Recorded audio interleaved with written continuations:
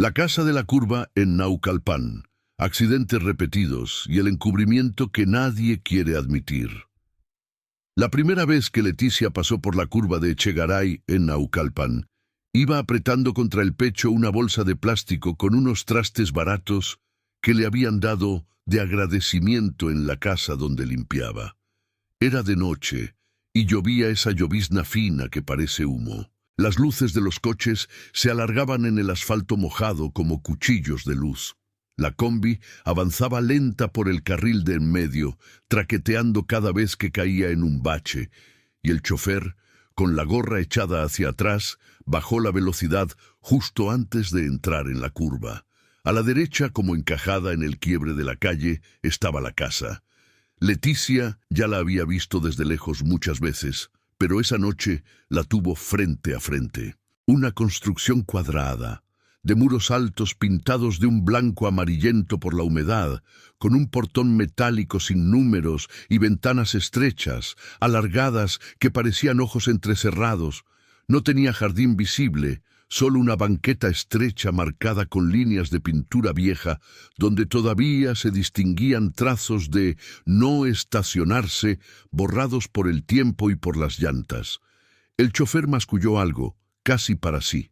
«Aquí siempre han habido madrazos», dijo moviendo la palanca. Leticia miró por la ventana de plástico rayado. Durante un segundo le pareció que la casa la miraba de regreso. El único foco encendido estaba encima del portón.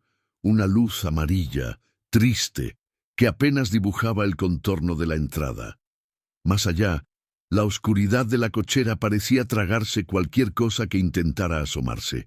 Entonces lo vio. En la banqueta, pegada al muro, estaba la silueta de una muchacha. No tendría más de 20 y tantos. Usaba una blusa clara, un pantalón oscuro y el cabello largo le caía pegado a la cara, empapado. Tenía una mano apoyada en la pared, como si le doliera la pierna, y la otra extendida hacia la calle, haciendo una seña tímida, casi una súplica. Sus ojos, o lo que Leticia alcanzó a distinguir como ojos, se cruzaron con los suyos a través del vidrio de la combi. Parpadearon las luces de un coche que venía de frente. La combi avanzó unos metros, y la muchacha ya no estaba.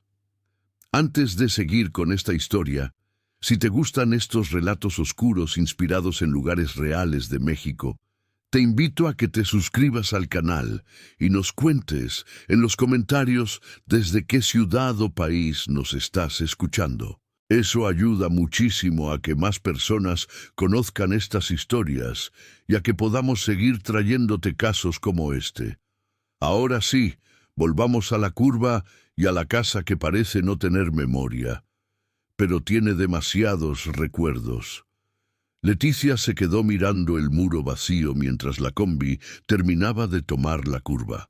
Nadie dentro del vehículo dijo nada durante algunos segundos. El sonido de la lluvia contra el techo y el rechinar de los limpiaparabrisas llenaban el silencio, hasta que un muchacho con mochila en las piernas rompió la tensión. ¿Sí vieron? «Cállate, chamaco», le cortó el chofer, apretando el volante. «No empieces, que luego nadie quiere pasar por aquí y yo de algo tengo que vivir». Los demás pasajeros rieron nerviosos, como aceptando la broma solo para no aceptar el miedo. Leticia no dijo nada. Se persignó rápido, con los dedos fríos, y pensó en su padre, que en paz descanse, y en cómo él habría interpretado lo que acababa de ver. Su padre había sido velador en una fábrica y siempre decía que la noche no es mala. Lo malo es lo que la gente hace creyendo que nadie la ve. Los muertos se aparecen porque hay vivos que quieren olvidarlos, decía, mientras se tomaba un café negro antes de irse al turno. La frase le vino a la mente como un eco, mientras la combi avanzaba hacia la colonia popular donde ella vivía. Leticia llevaba casi 20 años haciendo el mismo trayecto. De su casa humilde, donde el agua caliente era lujo de fines de semana, a las colonias residenciales de Naucalpan, Lomas Verdes y Echegaray, donde los pisos brillaban aunque nadie caminara descalzo sobre ellos. En las casas donde trabajaba, Leticia era la señora Leti. la que sabía dónde estaban las cosas mejor que los propios dueños, la que diferenciaba la toalla para invitados de la toalla para secar al perro. Era invisible cuando le convenía a los patrones y demasiado visible cuando se rompía algo.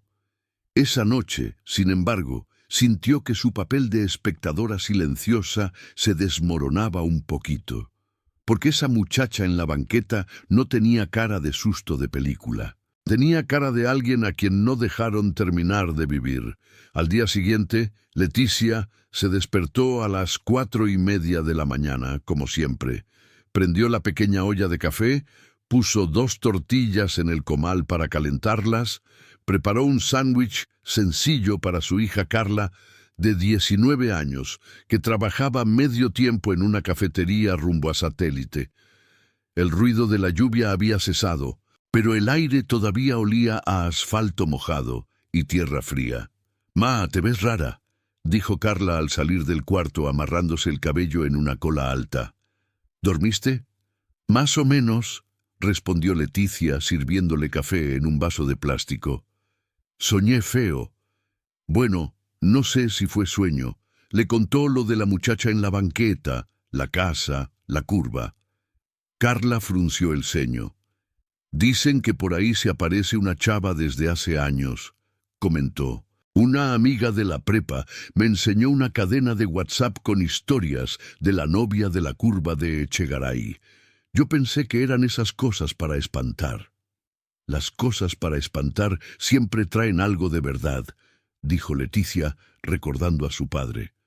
«No sé, la vi muy clara». Diego, el hijo menor de Leticia, de 12 años, asomó la cabeza desde el cuarto. «En la escuela dicen que en esa casa chocan carros cada semana», añadió. «Que está maldita». Leticia le lanzó una mirada seria. «Maldito está el gobierno que no arregla bien las calles», replicó. «Pero hay algo ahí, Diego, algo raro. Terminaron el desayuno rápido. La rutina no perdona miedos. La combi pasa a cierta hora. Los patrones no preguntan si tuviste pesadillas». Mientras caminaban a la parada, con el cielo todavía a medio aclarar, Carla se ajustó la mochila. «¿Vas a pasar otra vez por la curva hoy?», preguntó. «Sí», respondió Leticia. «Me toca la casa de los Medina y el chofer siempre va por ahí. No hay de otra». Los Medina eran una familia de abogados con dinero de años. Vivían en una casa amplia, de ladrillo rojo y jardín recortado, a unas cuantas cuadras de la famosa curva. Leticia trabajaba ahí 3 veces por semana, lunes, miércoles y viernes. Conocía cada esquina de la casa, cada retrato colgado en las paredes. Sabía que el señor Medina guardaba los mejores vinos en un mueble que decían de adorno, que la señora Verónica se escondía en el baño para llorar en silencio cuando discutía con su esposo, que el hijo, Rodrigo, tenía un coche deportivo que hacía más ruido que cualquier moto del barrio de Leticia. También sabía algo que nunca decía en voz alta, que ese tipo de gente, cuando tenía problemas, no llamaba al 911 como cualquiera. Llamaba a otras personas primero. La combi de esa mañana iba llena, pero no tan callada como la noche anterior. Los pasajeros comentaban sobre el frío, el precio de la tortilla, un asalto reciente en el mercado. Leticia se sentó en la parte de atrás, con Carla a su lado. Al aproximarse a la curva, el ambiente cambió sin que nadie lo ordenara. Las voces se bajaron. Alguien apagó la música del celular. El chofer movió la palanca y disminuyó la velocidad. «Mira», susurró Carla, señalando con la barbilla hacia adelante. Antes siquiera de llegar al punto exacto, se veían las luces rojas y azules parpadeando en el aire gris de la madrugada. Más autos detenidos, más gente en la banqueta, más cinta amarilla sacudida por el viento. «Otro», murmuró el chofer con una mezcla de resignación y enojo. «Ya hasta da coraje». La combi se pegó al carril contrario para pasar. Leticia se inclinó hacia la ventana. En la banqueta, donde ayer había visto a la muchacha empapada, ahora había un charco irregular, oscuro, que no era de lluvia. Un carro compacto, color plateado, estaba incrustado casi por completo en el muro de la casa. El cofre había desaparecido bajo la lámina doblada. El parabrisas, hecho añicos, brillaba como hielo bajo las luces de la patrulla. Un paramédico cerró la puerta de la ambulancia con un golpe que se sintió en el pecho de todos. Leticia bajó la mirada hacia el charco. Vio, tirado a un lado, un pedazo de tela blanca, como de blusa o de vestido, manchado de rojo. Carla desvió la vista, pálida. «No veas, ma». Pero Leticia no podía no ver. Hacía años había aprendido a limpiar rastros sin preguntar de dónde venían. Manchas de vino tinto que en realidad no lo eran, vasos rotos después de peleas, puertas golpeadas. Ahora, por primera vez, sentía que todo eso tenía un origen que no estaba detrás de las paredes elegantes de una sala, sino ahí, en la calle, frente a una casa cerrada. Un hombre mayor, con bigote canoso y gorra, sentado cerca de la puerta, murmuró: «Dicen que la casa jala. Yo ya no sé si es el pavimento o qué, pero siempre es aquí, siempre». Leticia lo miró. «¿Desde cuándo pasan accidentes aquí?», preguntó. «Desde que atropellaron a la primera muchacha», respondió el hombre sin dudar. «Hace un montón de años. Una chamaca que venía de trabajar, dicen. Un chavo bien, de esos con carro nuevo, se la llevó de lleno. El papá acomodó todo. Desde entonces, la pobre no descansa, y la casa tampoco. La combi retomó velocidad y la curva quedó atrás, pero la historia se quedó pegada dentro de Leticia como la humedad en la ropa. Horas más tarde, en la casa de los Medina, la tensión se podía oler. Leticia entró por la puerta de servicio, dejó su bolsa en el pequeño cuarto de limpieza y se puso el mandil. La cocina olía a café caro y pan tostado. Doña Verónica caminaba de un lado a otro, con el celular en la mano, hablando en voz baja. «No, ministro, le aseguro que Rodrigo no iba borracho. El peritaje tiene que reflejar las condiciones reales de la vía. Usted sabe que esa curva es un problema del municipio». Leticia se detuvo un segundo, con el trapo en la mano. «Rodrigo, peritaje, curva». Sintió que el corazón le daba un salto. No quería escuchar, pero tampoco pudo evitarlo. El señor Medina salió de su despacho con el saco desabrochado y las ojeras marcadas. «Verónica, ya hablé con el Ministerio Público», dijo con voz cansada. «Me deben un favor desde aquel asunto del fraccionamiento. Vamos a manejarlo como un accidente por condiciones de lluvia. Nada de exceso de velocidad, nada de alcohol. La familia de la muchacha ya aceptó que se les apoye con los gastos. Mientras no haya ruido en los medios, todo va a salir bien. Todo va a salir bien». «¿Para quién?», pensó Leticia, mientras se hacía la ocupada sacando platos del lavavajillas. A ella no le habían dicho nada, pero solo hacía falta unir 2 puntos. El carro destrozado en la curva y la venda pequeña que vio en la frente de Rodrigo cuando bajó las escaleras, más tarde, con cara de no haber dormido. «¿Cómo sigues, hijo?», preguntó Verónica al verlo. «Bien, ma», respondió él molesto. «Ya les dije que fue el suelo mojado.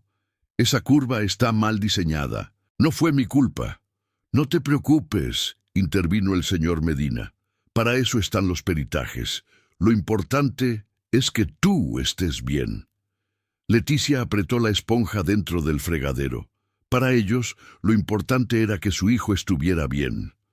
La muchacha del carro, la de la banqueta, la que fuera, era un detalle a manejar entre firmas y acuerdos. Por la noche, de regreso en su casa, Leticia contó a Carla y a Diego lo que había escuchado. «Entonces fue el hijo del abogado», dijo Carla con rabia. «Y claro, lo van a sacar limpio, igual que siempre». Diego jugaba con un carro de plástico, haciéndolo pasar por una curva imaginaria sobre la mesa. «En el salón dicen que la chava que se aparece se llama Adriana», comentó, «que la atropellaron hace años y que por eso se aparece mojada porque llovía ese día». Leticia se quedó con ese nombre rebotando en la cabeza. Adriana. ¿Quién te dijo eso?, preguntó. Un compañero que vive cerca de allá, respondió Diego. Dice que su tía vio todo, que el chavo que la atropelló se bajó, vio que estaba muy mal y en vez de ayudarla se fue a su casa, y que después llegaron unos señores en una camioneta y se la llevaron. Carla revisaba el celular. Mira, ma, dijo. Hay un grupo de Facebook de vecinos de Naucalpan. Aquí hablan de la casa de la curva. Hay fotos de choques, comentarios de gente que ha visto cosas raras. Y mira esto. Le mostró un post antiguo donde alguien escribió: mi hermana Adriana murió ahí. Dicen que fue un accidente. Yo digo que fue una cadena de decisiones cobardes. Nadie quiso hacerse responsable. Leticia sintió que la garganta se le cerraba. No conocía a esa Adriana, no había visto su cara, pero la sintió cercana, como si pudiera haber sido ella, o Carla, o cualquier chava que sale de trabajar tarde. No es solo una historia de espantos, dijo despacio. Es una historia de cómo los de arriba arreglan todo para que los de abajo se mueran en silencio. Se quedó mirando la pared descascarada de su cocina. Sabía que, en teoría, no era asunto suyo, que ella era, oficialmente, solo la señora que limpia, que meterse donde no la llamaban podía costarle el trabajo, la tranquilidad, que los Medina tenían contactos que ella ni podía imaginar. Pero también sabía otra cosa: si se hacía de la vista gorda, iba a seguir pasando por esa curva todos los días con el corazón en la boca, sabiendo que en el muro, además de manchas de sangre, había manchas de mentira. Recordó a su padre, sentado en la silla de lámina, diciéndole: la noche ve lo que otros quieren esconder, y a veces la noche usa gente como uno para contarlo. Miró a sus hijos. Carla, con el ceño fruncido, ya pensaba en grabar algo, en exponer en redes.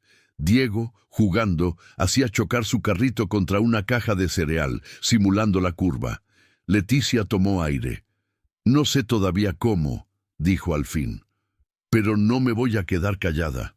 Afuera, los coches seguían pasando sobre el periférico, como un río de luces que no se detiene. Más allá, del otro lado de Naucalpan, la casa de la curva seguía en pie, muda y vigilante, esperando el siguiente coche, el siguiente acuerdo, el siguiente silencio. Esta vez, sin embargo, una mujer que siempre había sido parte del fondo de las escenas estaba a punto de dar un paso al frente, y el eco de ese paso iba a llegar más lejos de lo que cualquiera, vivo o muerto, imaginaba. Lo que Leticia no imaginaba era que, unos días después, la curva iba a meter a su propia hija en la lista de casi víctimas.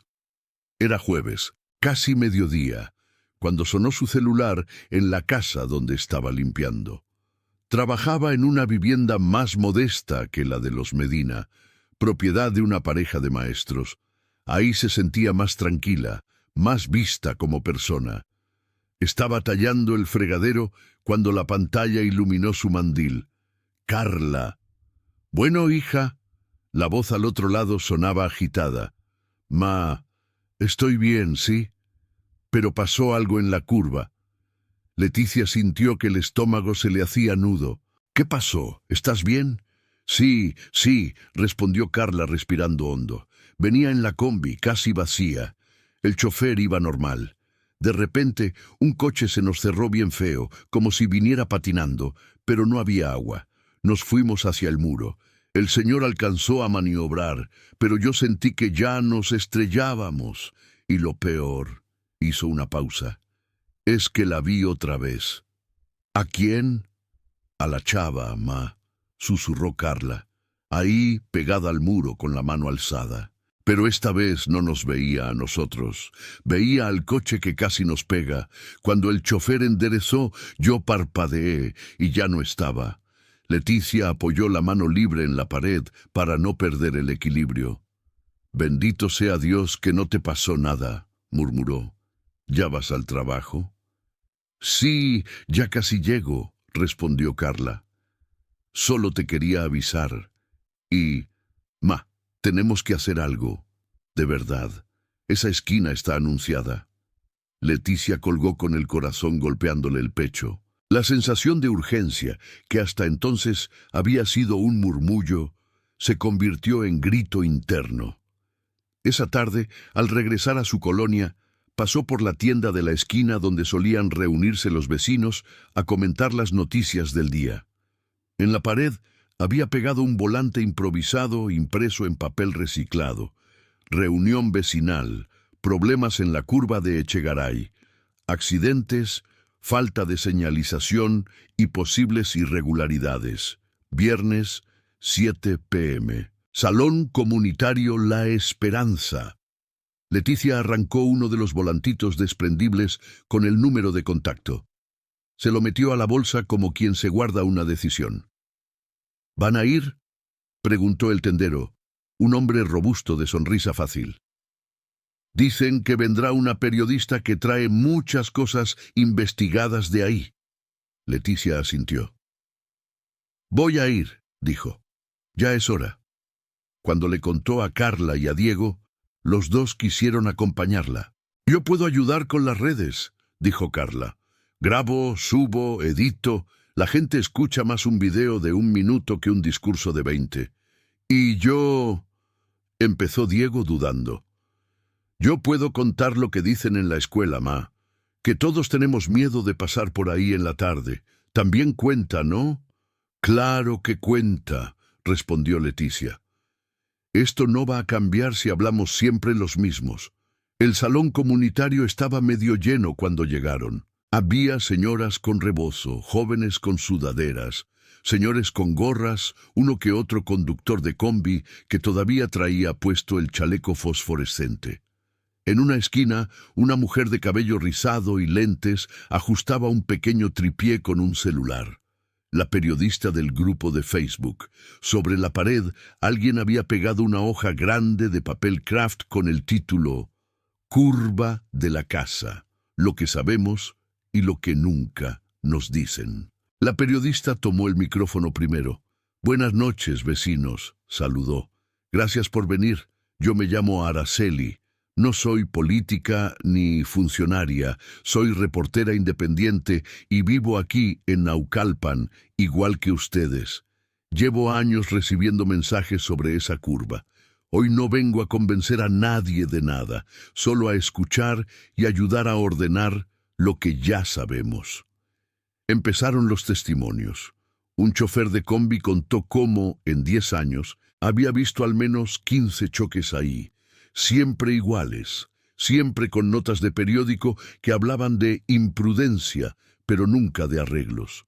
Una señora habló de su sobrino que había perdido la moto en esa curva y al que quisieron culpar de ir drogado, aunque los análisis probaron lo contrario. Un señor mayor se levantó para decir: mi hermano trabajó de policía de tránsito. Un día llegó a la casa pálido, dijo: no vuelvo a pararme en esa curva. No por los muertos, sino por los vivos, que llegaban en camionetas con sirena apagada a ordenar qué se escribía en el reporte. Leticia apretaba las manos sobre las rodillas, sintiendo que el momento se acercaba. Araceli la miró como invitándola. También está aquí la señora que trabajó muchos años con abogados que han llevado varios de esos casos, dijo. Si se siente cómoda, nos gustaría escucharla. Carla la miró animándola. Leticia se levantó. Notó algunas miradas de curiosidad. La reconocían como la señora que siempre iba y venía temprano, mandil en la bolsa, sonrisa cansada. Tomó el micrófono. La voz le salió un poco temblorosa al principio, pero se fue afirmando con cada frase. Buenas noches, dijo. Yo soy Leticia. Trabajo limpiando casas en Echegaray y alrededores desde hace casi 20 años. En una de esas casas, la de una familia de abogados, escuché cosas que creo que tengo que decir. Contó, sin nombres, lo que había visto. La carpeta del peritaje, la forma en que el señor de la casa hablaba de acomodar el caso, las llamadas para asegurar que el perito pusiera condiciones de lluvia como causa principal, el tono con el que se referían a la víctima como la muchacha, sin siquiera pronunciar su nombre. «No estoy aquí para hacerme la héroe», añadió. «Yo sé que soy solo una trabajadora, pero también sé que si yo me callo, ellos siguen haciendo lo mismo sin que nadie los contradiga. No sé qué tanto se pueda corregir de los casos viejos, pero sí sé que si la próxima vez que alguien choque ahí ya no es tan fácil arreglar el papel, algo va a haber cambiado». La sala estalló en aplausos. No eran aplausos de show, eran de reconocimiento. De por fin alguien lo dijo. Araceli intervino. «Gracias, Leticia», dijo. «Hacer lo que usted está haciendo no es fácil. Lo que sigue es documentar. Vamos a juntar testimonios, fotos, copias de expedientes que algunos vecinos tienen por ahí. Con eso podemos exigirle al municipio y al Estado que revisen esos casos, que abran la información, que digan qué han hecho con las recomendaciones de seguridad. Y si no responden, lo vamos a publicar. No como chisme de fantasma, sino como lo que es, un patrón de encubrimiento». Un vecino levantó la mano. «¿Y si nos amenazan?», preguntó. «A lo mejor sí», respondió Araceli honesta. «Ya nos han querido callar otras veces. Pero la diferencia ahora es que no sería una sola persona levantando la voz. Seríamos muchos». Carla escribió algo en su libreta. «No dejar sola a mi mamá». Los días siguientes fueron una mezcla extraña de miedo y adrenalina. Leticia siguió trabajando en la otra casa, agradecida de que los patrones fueran maestros y no abogados. A la vez, se reunía en las tardes con Araceli y otros vecinos para revisar notas viejas, recortes, fotos de periódicos amarillentos que hablaban de joven arrollada por conductor imprudente, sin mencionar apellidos. «Esta debe ser Adriana», dijo Araceli, señalando una nota de hacía 15 años. Trabajadora de una tienda de ropa, regresaba a casa. No hay foto, claro, pero la descripción coincide con lo que algunos han contado. Leticia pasó los dedos sobre el texto. «Le borraron la cara», murmuró, «pero no pudieron borrar del todo la historia». Carla, mientras tanto, editaba videos cortos con testimonios de vecinos, imágenes de la curva, capturas de pantalla de noticias. En uno de ellos mezcló la voz de su madre diciendo: «No me voy a quedar callada», con imágenes de veladoras en la banqueta, de flores marchitas pegadas al muro. El video comenzó a circular. No se hizo viral en todo el país, pero sí entre grupos de la zona, páginas de vecinos, cuentas de activistas. Cada compartida era una pequeña luz más frente a la oscuridad de la esquina. Los Medina, por supuesto, se enteraron. Una mañana, cuando Leticia salía de la casa de los maestros, vio estacionado frente a su edificio un coche negro, discreto. Un hombre de traje oscuro, con portafolio, bajó y se acercó.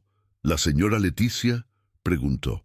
«Sí», respondió ella con el cuerpo en alerta. «Vengo de parte de ciertas familias preocupadas por la ola de rumores que se está generando», dijo él con sonrisa profesional. «Le traigo una propuesta». Sacó un sobre grueso del portafolio. «Esto es una ayuda económica, sin condiciones oficiales», explicó. «Para usted y sus hijos. A cambio, solo le pediríamos que se abstenga de seguir dando declaraciones y que, en caso de que le pregunten, aclare que quizá se malinterpretaron las cosas que oyó en esa casa. Nada más». Leticia pensó en el dinero, en las deudas, en la colegiatura de Carla, en los tenis rotos de Diego. El peso del sobre en su mano era casi físico, aunque todavía no lo hubiera tomado. Recordó también la bolsa de trastes baratos que le habían dado de agradecimiento. «¿Y si digo que no?», preguntó. El hombre mantuvo la sonrisa, pero su mirada se endureció. «Sería una lástima», dijo, «porque las cosas pueden volverse muy incómodas. Podrían empezar a circular historias sobre usted, acusaciones, quién sabe. Usted sabe que la palabra de una señora de limpieza vale muy poco frente a la de profesionales respetados. No queremos llegar a eso. Leticia lo miró unos segundos, sintiendo el corazón acelerado. Luego, sin tocar el sobre, respondió: «Justamente por eso hablo, licenciado, porque sé cuánto vale mi palabra para ustedes. Casi nada. Pero para los que pasan por esa curva todos los días, para los que han perdido gente ahí, vale más de lo que lleva en ese sobre. Así que no, gracias». El hombre cerró el portafolio, esta vez sin sonrisa. «Luego no diga que no se le advirtió», murmuró, antes de subir al coche y desaparecer entre el tráfico. Leticia se quedó temblando en la banqueta, pero con una certeza tranquila detrás del miedo. Había cruzado una línea y no pensaba regresarse. Esa noche, la curva decidió manifestar que estaba escuchando. Carla y Diego estaban en casa, terminando tarea, cuando se fue la luz de golpe. La colonia quedó en penumbras, apenas iluminada por la luz anaranjada de la calle. A lo lejos, se oían las sirenas de una patrulla y el rumor de carros frenando. Leticia se asomó a la ventana. Desde su casa no se veía la curva, pero se podía ver el resplandor azul y rojo que se levantaba en esa dirección, como un fuego lejano. «Otra vez», susurró. Agarró el celular, pero no tenía señal. Como a veces pasaba después de cortes de luz, la red estaba saturada o caída. En ese silencio raro, entre la oscuridad y los murmullos de vecinos, se escuchó un sonido que no venía del periférico ni de ninguna patrulla. Era un campanazo pequeño, metálico, como de iglesia de barrio o de escuela vieja. Sonó una vez, luego otra. Después se mezcló con un ruido más cotidiano, golpes en la puerta. «Ma, tocaron», dijo Diego. Leticia se acercó con cautela. Abrió solo un poco. Era Araceli, la periodista, empapada de sudor y lluvia, con el pelo pegado a la frente. «Leticia», dijo agitada. «Hubo otro choque, pero esta vez es diferente. La muchacha que iba en la moto grabó todo, y se ve clarito como un coche se va directo al muro. Y luego parece que gira solo, como si lo jalara algo. Ya lo subieron. La gente está loca comentando». «¿Y qué tiene de diferente?», preguntó Carla acercándose. «Que por primera vez», respondió Araceli, «se ve en la cámara detrás del coche pegada al muro una figura, una mujer, justo donde tú dices que la ves, Carla. Y lo que es peor para ellos, el coche que casi se lleva a la moto tiene la placa clarísima. Es de la familia de un funcionario que siempre se ha negado a hablar de la curva». Carla tomó su celular. La señal había regresado débilmente. Araceli le pasó el enlace. El video era corto, borroso, grabado con el celular tembloroso de la motociclista, pero suficiente. El coche blanco pierde un poco el control, se va hacia el carril derecho, y por un segundo se distingue. Junto al muro la silueta borrosa de una mujer de ropa clara. Los comentarios explotaban. «No es truco, yo vivo enfrente. Esa es la chava que dicen. Miren la placa, es del hijo de tal.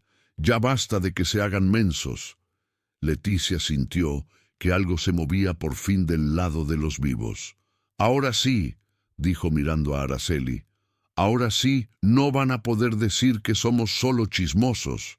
La curva ya habló. Y aunque sabía que lo que venía podía ser más duro, más ataques, más presiones, más intentos de silenciarla, también sabía que por primera vez no estaba sola en la oscuridad.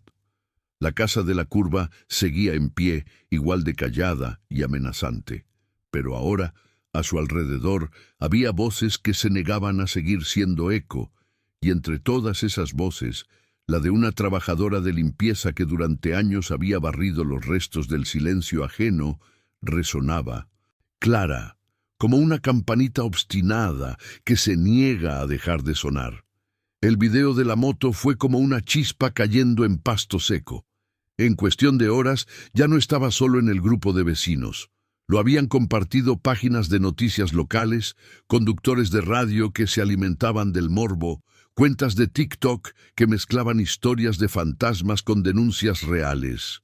Cada quien lo reinterpretaba a su manera, pero había dos cosas en las que casi todos coincidían. Se veía claramente la silueta de una mujer junto al muro y se alcanzaba a leer la placa del coche que casi se lleva a la motociclista.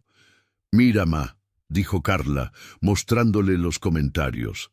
«Aquí alguien puso el nombre del dueño del coche. Es un apellido pesado, de esos que salen en campañas y espectaculares». «Por eso están tan nerviosos», respondió Leticia. «Ya no se trata solo del hijo del abogado, ahora se mezcló la política». Araceli, que se había quedado con ellas un rato, recibía mensajes sin parar. «Me están escribiendo de un programa de televisión», dijo, incrédula. «Quieren venir a grabar en la curva, hacer un reportaje especial. Si vienen nada más a hablar del fantasma de la novia de la curva, mejor que ni vengan», refunfuñó Leticia. «Aquí el espanto de verdad son los que atropellan gente y salen limpios». «Yo voy a estar ahí para insistir en eso», respondió Araceli. «Pero también sirve que la parte sobrenatural jale audiencia. Lo importante es que no se queden solo con el susto». Esa misma noche, el municipio anunció, en un comunicado frío, que ante los recientes sucesos y la inquietud ciudadana, se realizaría una revisión técnica y legal de la curva y de los incidentes ocurridos en los últimos años. Sonaba a control de daños, pero era más de lo que habían admitido nunca. Días después, las cámaras llegaron. Leticia estaba nerviosa. No estaba acostumbrada a estar frente a un micrófono, y menos frente a una cámara de televisión. Pero Araceli le había dicho: «Si no hablas tú, van a entrevistar solo a los de siempre, funcionarios, expertos, quizá alguien que diga que vio una sombra. Y otra vez la historia se va a contar sin los que la viven diario». Se encontraron en una cafetería cercana a la curva. Había un conductor joven, con sonrisa ensayada, un camarógrafo y un productor que revisaba su reloj a cada rato. «La idea», explicó el conductor, «es hacer un reportaje que mezcle la leyenda con la realidad. La casa, los accidentes, los encubrimientos. La gente quiere miedo, pero también quiere saber qué hay detrás. Y ustedes son clave en eso». Leticia asintió, aún con dudas. Cuando llegaron al lugar, la curva se veía distinta. Había más señalamientos, un reductor de velocidad nuevo, un par de policías dirigiendo el tráfico. Frente al muro de la casa, las flores que la familia de Adriana dejaba de vez en cuando se mezclaban ahora con veladoras de otros vecinos, con pequeños peluches, con papelitos doblados. La placa conmemorativa aún no existía. Eso vendría después. El conductor se paró frente a la cámara con el muro de fondo. «Estamos en Naucalpan, Estado de México», dijo con voz grave, «en una curva que ha sido escenario de numerosos accidentes y de una leyenda que habla de una mujer que sigue apareciéndose donde la atropellaron hace años. Pero hoy la historia va más allá del miedo. Vecinos denuncian un patrón de encubrimiento que involucra a familias poderosas». Luego le tocó a Araceli y después a Leticia. «Yo no vengo a hablar de fantasmas», dijo Leticia mirando a la cámara. «Vengo a hablar de gente real que ha muerto aquí, de una muchacha que se llamaba Adriana, que venía de trabajar, y de otras que ni siquiera sabemos cómo se llamaban porque en los papeles solo dice peatón. Vengo a decir que los choferes de combi, los vecinos, los que vivimos a pie, tenemos miedo no solo a la curva, sino a que pase lo que pase, siempre sean los mismos los que se van sin pagar». El conductor asintió, impresionado. No esperaba un discurso tan directo. «¿No tiene miedo de hablar así, señora Leticia?», preguntó. «Claro que sí», respondió ella. pero más miedo me da que un día mi hija no regrese por culpa de alguien que va jugando carreras y luego diga que fue el pavimento. Si me quedo callada, ese miedo no se quita. Hablando, aunque sea un poquito, siento que estoy haciendo algo. Detrás de las cámaras, algunos curiosos se habían acercado. Entre ellos, un hombre de mediana edad con rostro cansado y una carpeta en la mano. Cuando terminaron de grabar, se acercó a Leticia. —¿Usted es Leticia? —preguntó con voz suave. —Sí, señor. —Yo soy el hermano de Adriana —dijo él. Leticia sintió que el mundo se le hacía pequeño por un instante. —Mucho gusto —balbuceó. Yo no la conocí, pero... El hombre sonrió con tristeza. —No importa —interrumpió—. Lo que usted está haciendo es más de lo que muchos de los que sí la conocieron se atrevieron. Nosotros firmamos aquel acuerdo hace años porque nos sentimos acorralados, ignorantes. Nos dijeron que era lo mejor, que no íbamos a lograr nada. Y sí, nos ayudó con los gastos del funeral, pero nos dejó un sabor amargo, como si hubiéramos vendido su historia. Se quedó mirando el muro. Cada vez que pasa un accidente aquí, continuó, sentimos que nos están restregando esa decisión. Lo que usted está haciendo nos da un poco de paz. Gracias. Leticia sintió que los ojos se le humedecían. Yo no lo hago sola, dijo. Si usted y su familia quieren hablar cuando se reabra lo del caso, va a ayudar mucho. Que diga cómo fue en realidad. Que Adriana deje de ser un fantasma de chisme y sea una persona en los papeles. Él asintió. Es lo que queremos, respondió. Que la reconozcan como lo que fue, hija, hermana, trabajadora, no leyenda urbana. Las semanas siguientes fueron una mezcla de avances y resistencias. El reportaje salió al aire y tuvo impacto. No tanto por los efectos de sonido que le pusieron a la parte de la aparición, sino por las palabras de Leticia y la presencia del hermano de Adriana. En redes, muchos espectadores se quedaban con el susto, otros con el coraje. Ojalá hubiera más Leticias en este país, escribió alguien en Twitter, gente que ve y se anima a decir lo que ve. El verdadero terror no es la chava que se aparece, comentó otra persona. Es saber que si tú atropellas a alguien, vas preso. Pero si lo hace un hijo de, lo arreglan. La presión obligó a la Fiscalía Estatal a anunciar que revisaría algunos expedientes relacionados con la curva. Sonaba grandilocuente, pero Leticia, Araceli y los vecinos sabían que eso podía quedarse solo en anuncio si no mantenían el tema vivo. No podemos confiar en que ellos solitos vayan a corregir lo que hicieron mal, dijo Araceli en una de las reuniones. Tenemos que seguir preguntando, pidiendo copia de cosas, exigiendo avances. Leticia, mientras tanto, lidiaba con las consecuencias en su vida personal. Una tarde, al salir de la casa de los maestros, se encontró de frente con Rodrigo, el hijo de los Medina. Estaba recargado en un coche oscuro, diferente al deportivo que solía manejar. ¿Ya se siente muy importante, señora?, le dijo con una sonrisa torcida. La señora valiente que denunció a los ricos. La vi en la tele. Leticia respiró hondo. No dije su nombre, respondió, ni el de sus papás. Pero todos aquí saben, replicó él. En el grupo de vecinos, en las combis. Mi mamá no puede ir al súper sin que la miren raro. ¿Eso le da gusto? No, dijo ella sincera.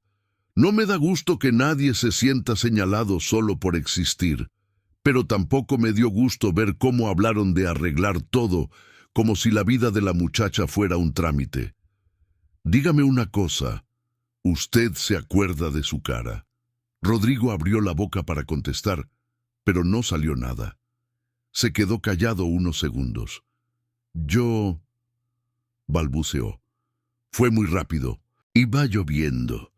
No le pregunté cómo fue el choque, lo interrumpió Leticia. Le pregunté si se acuerda de su cara. Él desvió la mirada. «Váyase con cuidado por la curva, señora», dijo, al final, con un tono que sonaba más a ruego que a amenaza.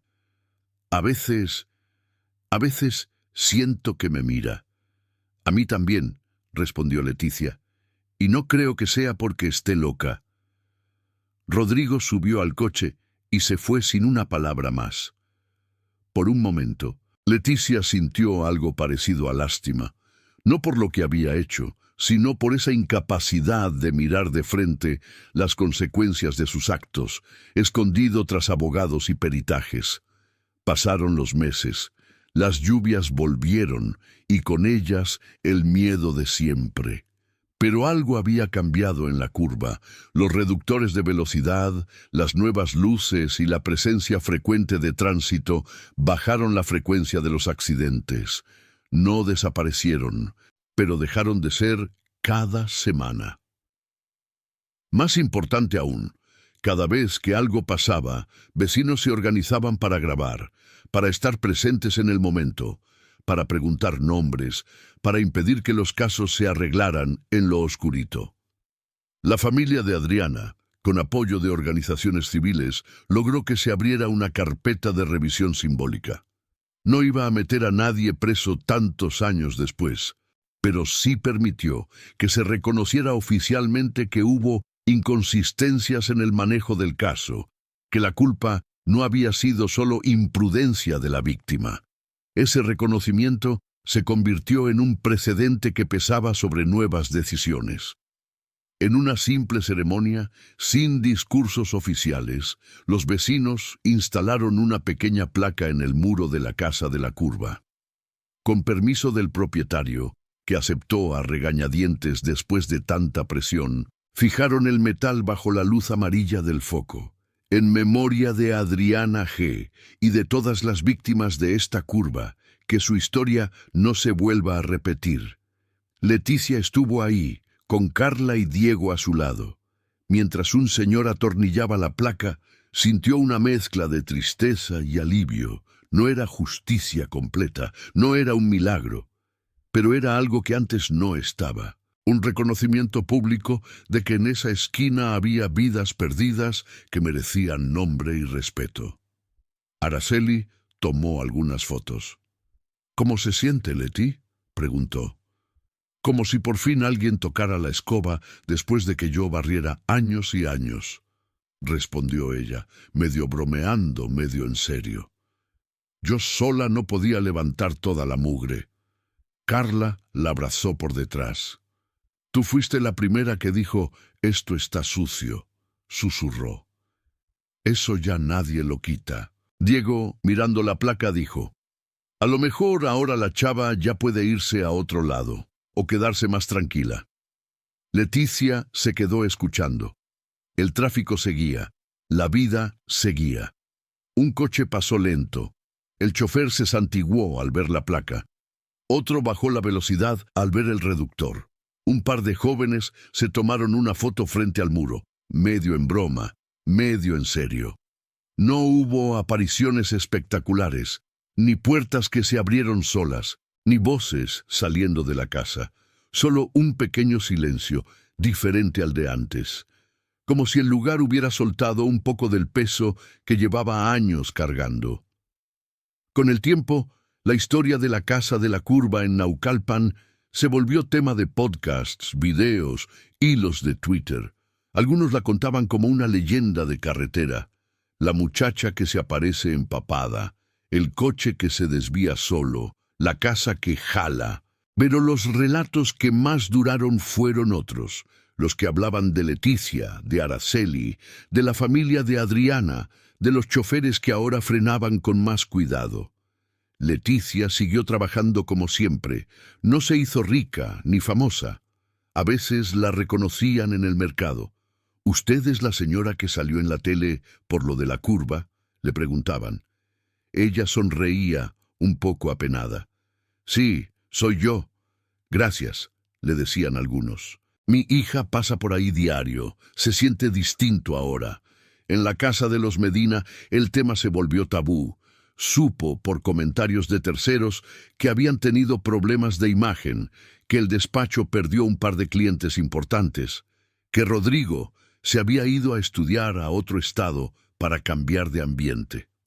No se alegró por eso, pero tampoco le dio lástima. Cada quien cosecha lo que siembra, pensaba. Una tarde, al salir del trabajo, tomó la combi de siempre. Carla ya no iba con ella. Había conseguido un empleo en una oficina donde la valoraban y estaba estudiando comunicación en la universidad los fines de semana. Diego, más alto, empezaba a hablar de estudiar derecho para defender a la gente que no tiene con qué pagar abogados buenos. La combi se acercó a la curva. Ya no hubo silencio de miedo, sino una especie de respeto. Algunos pasajeros miraron por la ventana hacia el muro con la placa. Otros siguieron en su celular. El chofer, casi por costumbre, soltó: «Acuérdense de frenar, aunque digan que es el fantasma». Leticia sonrió para sí. Al pasar frente a la casa, vio la luz amarilla del foco iluminando la placa. El muro seguía manchado, pero ahora llevaba esas palabras clavadas. Por un instante, le pareció ver, apoyada junto a la placa, la silueta de una muchacha de blusa clara mirando la combi. No se sintió observada con rencor, se sintió acompañada. Leticia se persignó, no tanto por miedo, sino a modo de saludo. «Ya no estás sola», pensó. «Ninguna de nosotras lo está».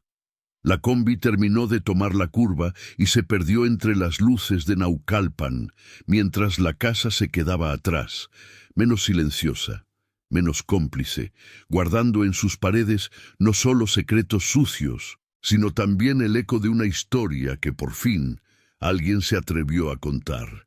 Y en ese eco, la voz de una trabajadora de limpieza seguía viva, recordando a todos que a veces la verdadera maldición de un lugar no son sus fantasmas, sino el silencio de los vivos, y que romperlo puede ser el acto más valiente y más justo de todos. Con los meses, la curva dejó de ser solo noticia y se volvió parte de una conversación más grande en Naucalpan. La de quién paga realmente por lo que pasa en las calles. Las reuniones vecinales ya no se enfocaban únicamente en accidentes. Empezaron a hablar de alumbrado en otras colonias, de rutas de transporte inseguras, de zonas donde los policías desaparecían cuando más se les necesitaba. Araceli decía medio en broma que la casa de la curva había despertado a un puñado de vecinos que ahora ya no se volvían a dormir tan fácil. Leticia, sin proponérselo, se convirtió en referencia. No era la que hablaba más, ni la que se sentaba al frente, pero cuando alguien decía, si hasta la señora Leti se aventó, otros perdían un poco el miedo a levantar la mano. Un día, la invitaron a dar una pequeña charla en la secundaria de Diego, dentro de una semana de cultura de la legalidad. Le dio risa cuando se lo propusieron. «¿Yo? Si apenas si terminé la secundaria abierta», protestó. «Precisamente», le respondió la directora. «Usted puede explicar mejor que nadie lo que es ver injusticias desde abajo». La mañana de la charla, Leticia se paró frente a un salón lleno de adolescentes inquietos, celulares escondidos bajo las mesas, risas nerviosas. «Yo no vengo a regañarlos», empezó. «Vengo a contarles cómo una curva, una casa y una muchacha que se llamaba Adriana me cambiaron la vida». Les habló de la primera vez que vio la silueta en la banqueta, de cómo descubrió, limpiando una sala ajena, que los accidentes no siempre son cosas del destino, de cómo decidió que su miedo valía menos que la vida de la gente que pasaba por ahí. «No les digo que ustedes tengan que pelearse con medio mundo», concluyó. «Pero sí que, cuando vean algo que está mal y todos se hagan los ciegos, se acuerden de que hasta una señora que limpia puede hacer ruido, no porque yo sea especial, sino porque el silencio de uno sumado al silencio de otro, es lo que deja las cosas igual, y ya estuvo suave de igual. Al terminar, un par de alumnos se le acercaron. Uno de ellos, amigo de Diego, le dijo: «Profe, bueno, señora, yo paso en bici por ahí para entrenar. Antes pasaba rápido para no voltear. Ahora paso despacio, leo la placa y pienso. No quiero ser el siguiente que alguien tenga que poner en un letrero». Leticia sonrió. «Con que pases más despacio, ya ganamos algo», respondió. En casa, las cosas también se acomodaron poco a poco. Carla entró a la universidad gracias a una beca para estudiantes que habían trabajado en proyectos comunitarios. En su ensayo de postulación, habló de la curva, de los videos, de su mamá. El día que le llegó el correo de aceptación, lloraron las dos abrazadas en la cocina. «Todo lo que limpié valió la pena si con esto tú estudias», dijo Leticia, secándose las lágrimas con el mandil. «Tú también estudiaste, ma», contestó Carla. «Tal vez no en la escuela, pero en la calle. Y ahora todo mundo quiere copiarte la tarea». Diego, inspirado por todo lo que había visto, se acercó a un taller gratuito de derechos humanos que daban en la parroquia. Leía panfletos, preguntaba cosas que Leticia nunca se había planteado. «¿Tú sabías que tenemos derecho a pedir información de las autoridades?», le decía. «Así, firmado por ley, no es favor. Yo a tu edad solo sabía que tenía derecho a llegar viva a mi casa», respondía ella. «Lo demás lo aprendí sobre la marcha. Está bien que tú llegues con más herramientas. Y la casa de la curva, ¿qué fue de ella?». Siguió ahí. El portón se abrió muy de vez en cuando. Decían que el dueño original vivía fuera y solo venía algunos fines de semana. Algunos aseguraban haberlo visto salir una madrugada, mirar el muro con la placa, soltar un suspiro largo y regresar adentro sin decir palabra. Otros contaban que la casa había sido construida sobre el terreno de una vivienda más antigua, la de la familia de Adriana. Pero eso nadie lo pudo confirmar. Lo que sí se podía confirmar era esto. Después de la instalación de la placa y de todas las medidas que se tomaron, los accidentes graves disminuyeron de forma notable. Hubo golpes, sí, como en cualquier curva peligrosa, pero ya no se contaban por decenas al año ni aparecían cada semana en las noticias locales. Araceli, siempre con estadísticas en la mano, lo explicó en una reunión. «No es magia», dijo. «Es una combinación de infraestructura, presión social y algo que muchos olvidan: la sensación de que alguien está mirando. Antes, esta curva era un lugar donde se podía matar a alguien y luego acomodar el papelito. Hoy, si pasa algo, hay cámaras, placas apuntadas, vecinos que preguntan. Eso, aunque no lo parezca, asusta más que cualquier fantasma». Leticia, sentada en la segunda fila, pensó que tal vez la muchacha de la banqueta sonreiría ante esa frase.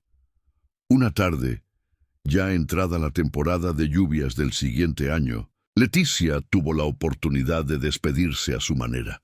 Había salido más temprano de lo usual. La señora de la casa donde ahora trabajaba había viajado y solo le pidió dar una vuelta rápida. Con un poco de tiempo de sobra, decidió bajarse una parada antes. «Aquí, joven», le dijo al chofer. «¿Seguro?», preguntó él. «Todavía falta para la base». «Quiero caminar tantito». El aire estaba fresco, con ese olor a pavimento mojado recién lavado. Las nubes tapaban el sol, pero no amenazaban tormenta. Leticia caminó despacio hasta la curva. Los coches pasaban a un ritmo constante, no tan rápido como antes. Algunos frenaban al ver el reductor. Otros simplemente mantenían la velocidad adecuada. Se paró frente al muro. La placa brillaba un poco con la luz opaca de la tarde. «En memoria de Adriana G. y de todas las víctimas de esta curva. Que su historia no se vuelva a repetir». Leticia pasó la yema de los dedos sobre las letras. Estaban frías. «Hola, Adriana», susurró. soy Leticia. No sé si me oyes o si ya por fin estás en otro lado, pero quería venir a decirte esto.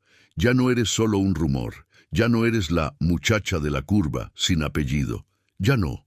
Se recargó un poco en la barda, mirando el flujo de coches. Sintió no un aire frío como en las películas, sino una calma extraña. Como cuando terminas de barrer un cuarto que llevaba años juntando polvo y de pronto el aire se siente distinto. Una combi se acercó. El chofer la reconoció. —¿Se sube, señora Leti? —gritó sacando medio cuerpo por la ventana. —Ahorita —respondió ella—. Déjeme ver pasar uno más. El chofer sonrió, como si entendiera, y siguió. Pasó un auto rojo, luego una camioneta blanca, luego una moto con dos jóvenes riéndose. Ninguno se desvió, ninguno frenó de golpe, ninguno se fue directo al muro. Leticia cerró los ojos un segundo. En la oscuridad tras los párpados, vio la silueta de una muchacha de blusa clara, parada en la banqueta, pero distinta. Ya no extendía la mano pidiendo ayuda. Tenía los brazos a los costados, relajados, como quien por fin deja de luchar contra una corriente. Cuando abrió los ojos, la banqueta estaba vacía. La casa, callada. El muro, con cicatrices, pero firme. —Gracias —murmuró Leticia, sin saber si hablaba con Adriana, con la curva, con la vida o consigo misma. Luego se dio la vuelta, cruzó la calle con cuidado y subió a la siguiente combi.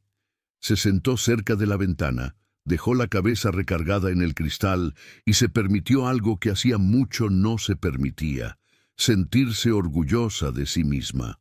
No había cambiado el país, no había derribado a ningún político, no había metido a la cárcel a todos los responsables, pero había logrado algo enorme en su mundo: que una esquina terrible dejara de ser solo una trampa silenciosa para los de siempre y se convirtiera en un recordatorio de que incluso quienes limpian en las sombras pueden encender luces. Mientras la combi avanzaba por las calles de Naucalpan, Leticia pensó en todas las otras curvas que existían. Hospitales donde se perdían expedientes, oficinas donde se archivaban denuncias, colonias donde nadie arreglaba las fugas de agua porque ahí no vivían gentes importantes. A lo mejor, se dijo, por cada casa de curva hay una Leticia esperando a animarse. Y esa idea, más que cualquier campanazo, la acompañó de regreso a casa. Cuando llegó, Carla y Diego la estaban esperando con la mesa puesta. Habían preparado algo sencillo pero con cariño: sopa, arroz, tortillas calientes. —¿Qué tal tu día, ma? —preguntó Diego. Leticia sonrió. —Tranquilo —contestó. Fui a saludar a una vieja conocida. Carla entendió sin que se lo explicaran. —¿Y? —Y creo que por fin está más en paz —respondió—. Igual que yo. Se sentaron a comer, mientras afuera el cielo empezaba a soltar las primeras gotas de otra lluvia. Lejos, en la curva, los faros de los coches seguían dibujando líneas de luz en el asfalto, pero ahora lo hacían sobre un lugar que había sido visto, nombrado y, de alguna manera, redimido. Y en la memoria de Naucalpan, junto al nombre de Adriana, se quedó grabado otro: el de Leticia, la trabajadora de limpieza que se cansó de ver cómo siempre se limpiaba lo mismo, y decidió, por una vez, que la basura más pesada no era la del piso, sino la del silencio.